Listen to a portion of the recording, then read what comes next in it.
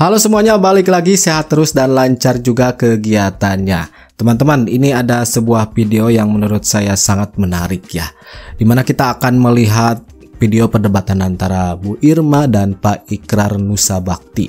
Beliau adalah seorang profesor ya teman-teman, dan merupakan salah satu orang yang sangat lantang, vokal dalam mengkritik Pak Jokowi. Nah, di sini Bu Irma di dalam perdebatannya mengcounter pernyataan-pernyataan dari Pak Ikrar Nussabakti yang memang mengkritik Pak Jokowi, menjelek-jelekan bisa disebut ya menurut Bu Irma. Di awal video juga Bu Irma ini memang menceritakan tentang Pak Ikrar yang memang dulunya itu ketika menjadi, kalau gak salah, duta gitu, adalah berkat jasa Pak Jokowi. Nah itu dia teman-teman.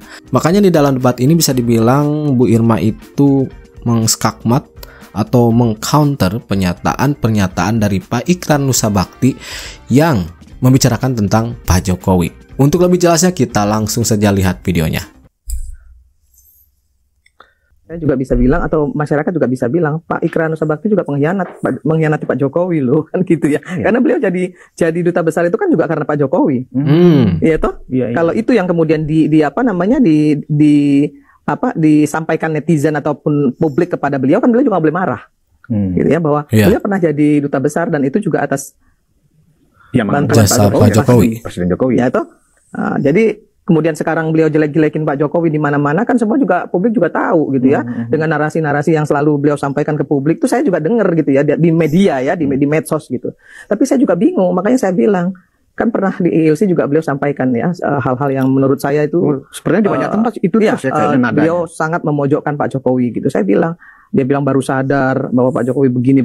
Loh, seorang profesor ya kan, dulu waktu jadi duta besar kemana aja, kok baru sekarang setelah Pak Jokowi ninggalin partainya gitu ya, kemudian dia baru ngomong-ngomong ke sana kemari macam-macam. Jadi menurut saya seorang akademisi sekelas beliau itu nggak pantas juga bicara seperti itu gitu ya, tidak memberikan diskursus yang positif. Menurut Bu Irma tidak pantas ya tadi dikatakan seorang akademisi membuat pernyataan-pernyataan seperti yang dibicarakan oleh Bu Irma dan tidak memberikan diskursus yang positif. Oke, kita lihat bagaimana ini perdebatannya. Anda melihat bahwa Jokowi itu mulai aneh di mata saya ya.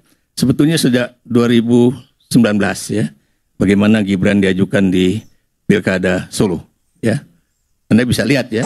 Itu kemudian ada istilah bahwa peristiwa di DKI ini ya, Fen. Ya. Betul. Tapi sebentar, Prof. Apa? Kenapa profesor Anda kan profesor nih? Iya. Kok dari 2019 baru sekarang sadarnya? Oh, begini, Anda kan profesor, harusnya enggak. Iya, saya melihat justru setelah PDI dan Jokowi tidak mesra, Anda baru keluar dari situ. Oh, jadi bisa begini. juga. Saya juga mencatat itu. Oh iya. Jadi nggak bisa juga begitu bicaranya. Gini, tunggu dulu. Saya paham ingin loh, Pak. jelaskan dulu. Ada proses. Tadi saya katakan ada proses. Jadi jangan juga seperti itu. Saya melihat ya apa yang terjadi pada 2019 itu ya. Ini saya pikir kok ini Mega kok biarin aja gitu kan. Kenapa demikian? Ada suatu keanehan ya. Apa yang terjadi di DKI itu adalah dicoba diulang pada proses di Solo tersebut ya. Dan jangan lupa ya, mengapa ada calon boneka yang tadi dikatakan itu kalau Anda lihat kalimatnya, mencegah misalnya terjadi instabilitas politik dan keamanan di wilayah, bukan di wilayah Solo pada saat itu. Karena kalau kemudian Gibran itu terpilih melalui suatu proses calon boneka, apa istilahnya itu? Kota kosong, itu pasti penerimaan masyarakat begitu rendah. Makanya kemudian dibuatlah calon boneka, gitu kan. Dan ini juga yang akan dibuat dengan DKI tadinya ya. Apa tuh? Oh, kalau pada masa itu iya, ya. Pada masa itu iya.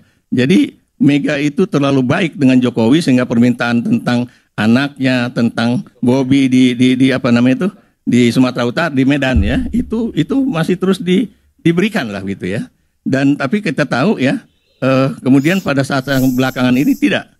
Dan saudara ini tadi apa? Pangi benar ya, bahwa persoalan Jokowi dengan Mega itu memang persoalan periode ketiga ya, yang tidak ingin diberikan oleh Megawati. Kenapa? Karena itu bertentangan dengan konstitusi ya. Jadi itu memang benar dilakukan ya. Kalau dikatakan tadi loh, kok Puan kok ngasih? Karena tahu ya, kalau saya mau berterus terang, Puan juga merasa akan ada sandera. Salah Prof. Ini mengenai presiden periode ya. Saya pernah mengatakan di video sebelumnya, justru Pak Jokowi itu tidak mau menjabat ketiga kalinya untuk menjadi presiden atau mencalonkan. Bahkan Bu Puan sendiri yang ngomongnya, tidak ada obrolan Pak Jokowi ingin menjadi presiden untuk ketiga kalinya, teman-teman. Puan bukan ngasih, Puan mengatakan ke publik bahwa Pak Jokowi tidak pernah minta 3 periode. Nah, itu yang saya bilang. Pernyataan itu buat makanya tadi saya men-challenge apa yang disampaikan Faisal. Gitu iya. Kenapa Puan melakukan itu? Anak dan ibu loh, ini bicaranya beda loh. Ya, betul. Tapi yang jelas pernyataan itu bertentangan dengan pernyataan baik dari Megawati sendiri maupun Hasto Kristianto sebagai Sekjen PDIP ya. Itu jelas ya. Dan kemudian kalau Anda pikir karena lihat juga ya, usaha Jokowi baik khususnya tentang Pilkada Jakarta ya, sebetulnya ada 2 orang yang tidak disukai untuk bisa maju di Jakarta. Selain Anies ya, itu adalah Basuki Cahayapurnama ya.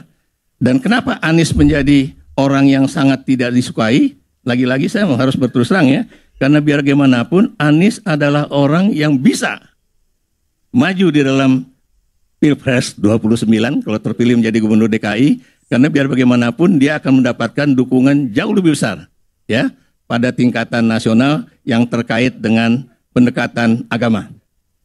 Nah itu makanya bagaimanapun pokoknya Jokowi pasti akan usaha keras supaya orang satu yang namanya Anies Baswedan ini tidak masuk menjadi calon gubernur DKI. Jadi gitu ya. Jadi bukan mustahil ya, ada upaya-upaya untuk melakukan itu. Dan kenapa kemudian Prabowo juga akhirnya mengamini? Kenapa? Karena Anda tahu ya, ketika presiden pemilihan presiden kemarin di dalam pertarungan gagasan ya. Ketika Anies itu ditanya, jadi berapa Anda menilai Pak Prabowo? 11 dari 100. Makanya kemudian Anda tahu, disitulah Pak Prabowo sebagai orang yang boleh dikatakan memiliki suatu pangkat kemiliteran cukup tinggi. Dan juga adalah orang yang juga dulu membantu Anies untuk menjadi gubernur Jakarta pada 2017. Tiba-tiba kok dicemooh seperti itu. Makanya Prabowo juga memiliki suatu posisi. Yaitu yang waktu debat calon presiden ya teman-teman. Pak Anies mengatakan hal tersebut. Ya, walaupun posisinya itu berbeda ya, dia cuma persoalan pribadi aja, ya, bukan karena persoalan prinsip terkait dengan anak dan sebagainya, gitu kan. Dan kalau kita lihat ya, Pak Prabowo itu bukan baru sekarang, dia ngomong tentang persoalan Jokowi. Dia udah ngomong sebelumnya bahwa yang namanya pemilihan umum, khususnya pemilihan presiden, itu bukan untuk kepentingan misalnya orang yang terpilih. Untuk partai yang kemudian mendukung, untuk kroni, untuk keluarga, itu udah ngomong, Bang. Jadi udah ngomong. Yang apa yang dinyatakan kemarin itu cuma penegasan dia bahwa yang namanya pemilihan umum itu bukan untuk kepentingan kroni ataupun partai politik, tapi untuk kepentingan rakyat banyak, ya. Walaupun Prabowo saya lihat ya itu untuk supaya seakan-akan tidak ada suatu benturan berat antara dia dengan Jokowi. Dia mengatakan bahwa kita terima kasih lah sama Jokowi, dia udah meninggalkan ini, dia meninggalkan nama yang baik Indonesia ya di mata dunia dan sebagainya. Tapi ada satu catatan yang juga banyak dikeluarkan oleh beberapa netizen ya.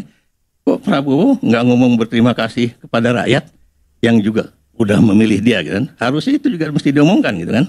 Kesalahan demi kesalahan yang terjadi di Republik ini, yang harus bertanggung jawab siapa? Partai politik. Karena partai politiknya pragmatis semua. Kalau partai politiknya nggak pragmatis, nggak mungkin bisa disandera.